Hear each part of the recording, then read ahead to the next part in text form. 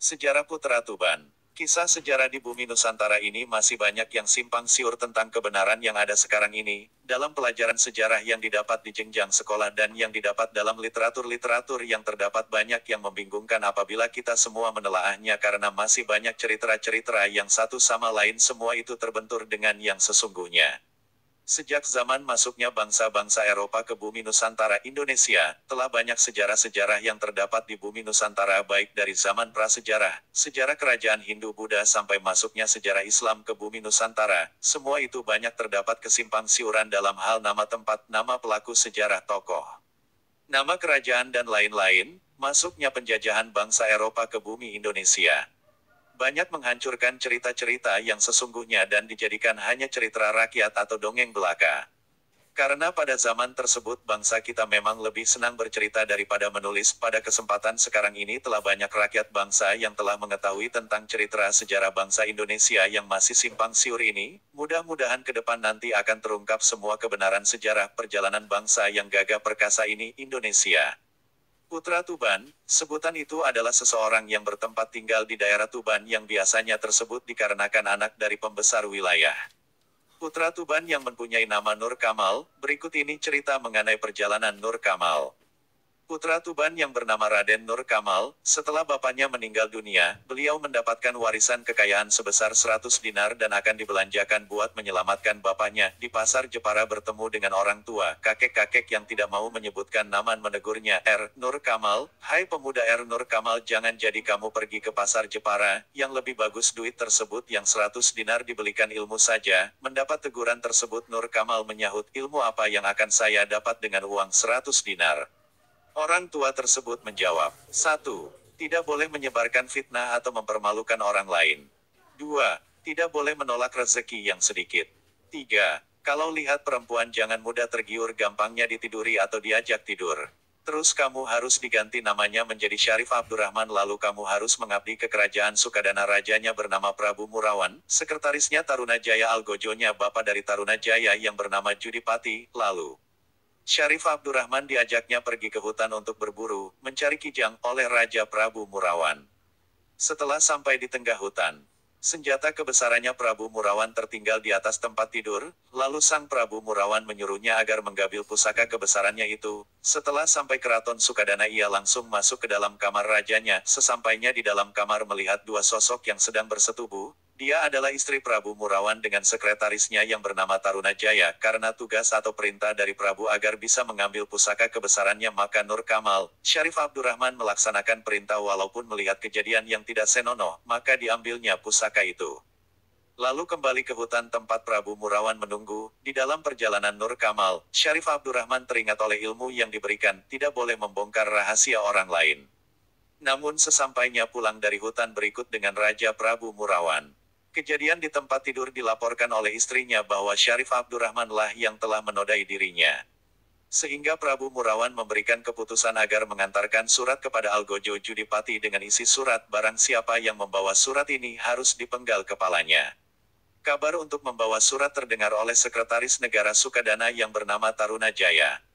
Lalu Tarunajaya menyusul Nur Kamal, Syarif Abdurrahman. Di tengah perjalanan Syarif Abdurrahman dimintakan tolong untuk mendoakan yang sedang mengadakan haul selamatan.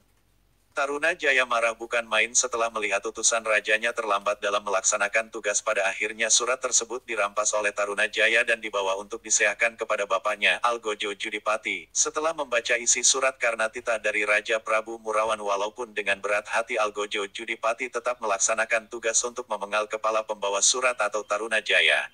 Lalu Prabu Murawan Raja Sukadana setelah gagal membunuh Syarif Abdurrahman terus membikin surat perintah yang kedua kalinya yang intinya agar mencari Nyi Mas Dewi Roro Kidul atau Nyai Giri Lawungan. Karena Prabu Murawan sudah mengetahui barang siapa yang tergiur oleh Dewi Roro Kidul karena kecantikannya lalu orang tersebut akan mati. Syarif Abdurrahman akan dijadikan tumbal untuk yang ke-40 orang. Tapi di tengah perjalanan bertemu lagi oleh seorang kakek tua.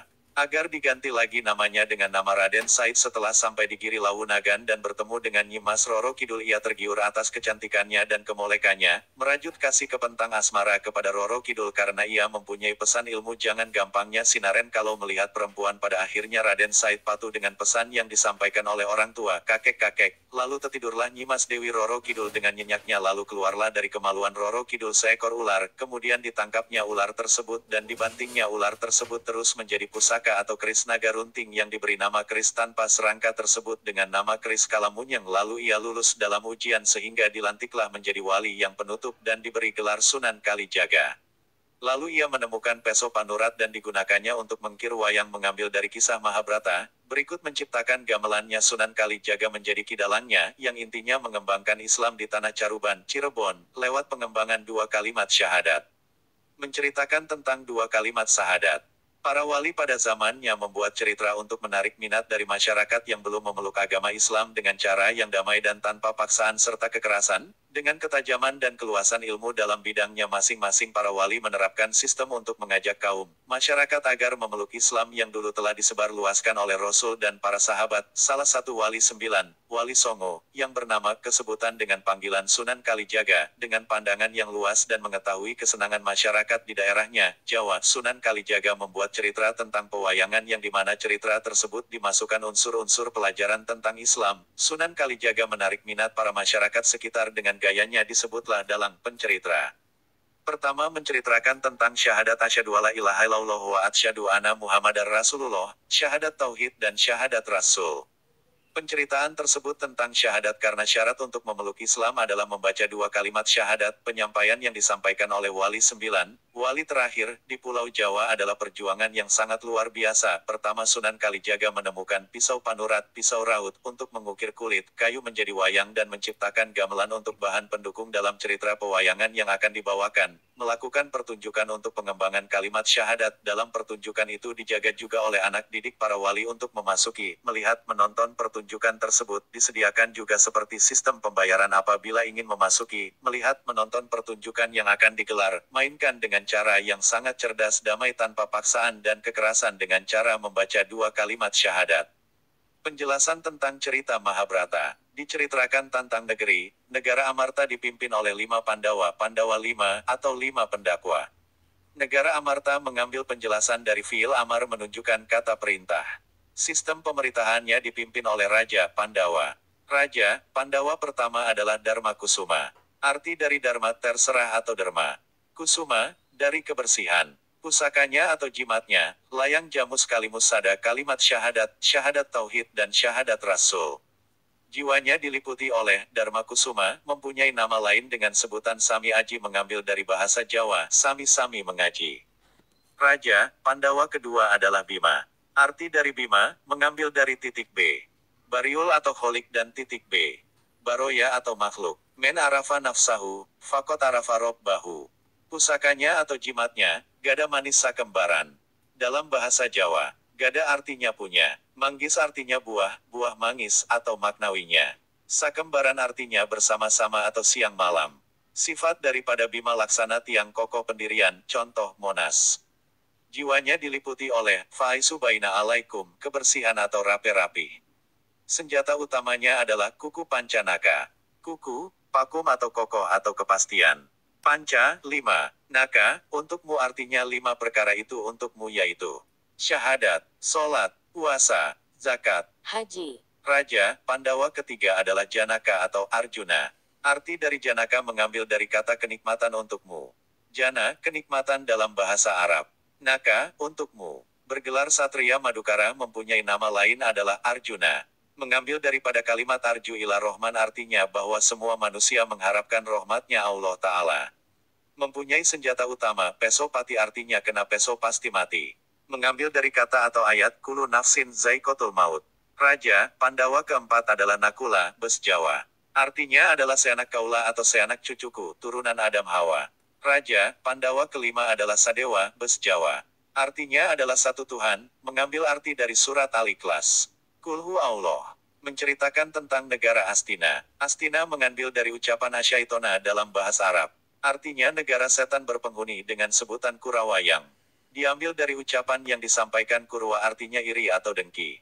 Raja yang pertama adalah Dorna mengambil dari ucapan Doro Ina artinya adalah adu domba kesifatan suka mengadu domba.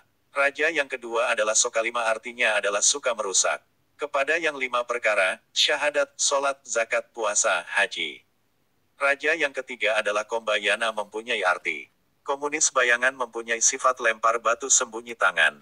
Tidak berani sendiri tapi selalu menyuruh orang lain.